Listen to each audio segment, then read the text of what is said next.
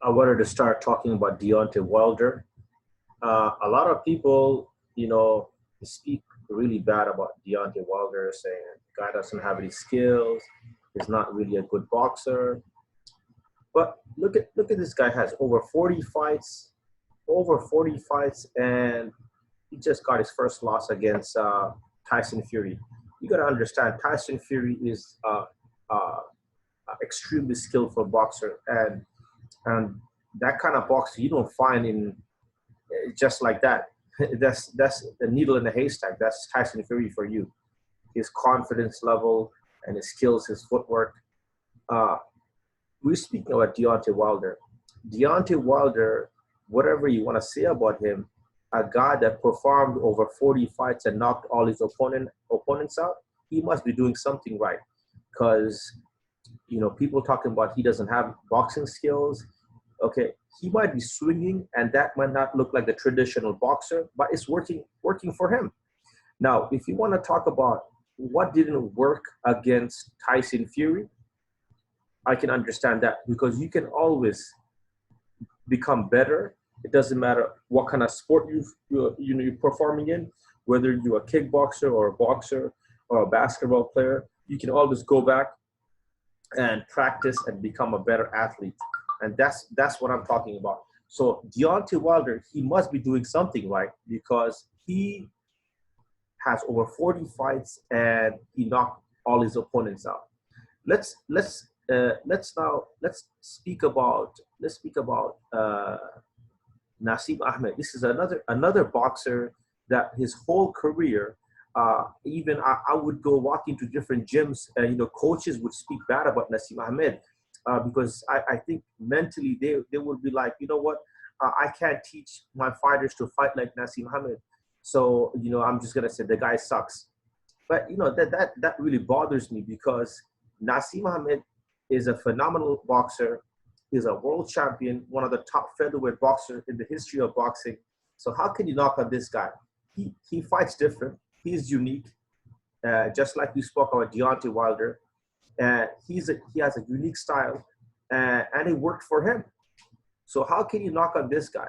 I'm not saying that us boxing coaches have to teach our fighters to fight like Naseem Ahmed. It's fighters, they develop their own boxing skill, their own ability. So when they understand they can perform and they're doing well, they can win fights. Good for them. And you can always become a better fighter when you see your mistakes. It's just like Tyson Fury when he fought against Wilder. After winning over 40 fights, he has his first loss.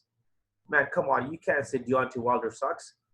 You just got to go back to the drawing board and see how you can improve as a fighter, right? Let's look at let's look at Emmanuel Augustus. This this guy this guy is a phenomenal boxer because Emmanuel Stewart, yeah, you know, even spoke also very highly about uh, Emmanuel Augustus. And this guy, Emmanuel Augustus, is an amazing fighter. Floyd Mayweather said that was his hardest fighting against Emmanuel Augustus, and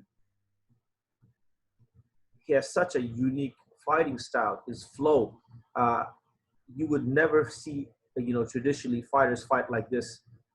So would you say he's a bad fighter? No, he gave Floyd Mayweather one of his hardest fights. But unfortunately, his boxing career uh, doesn't, his record doesn't define him as an athlete.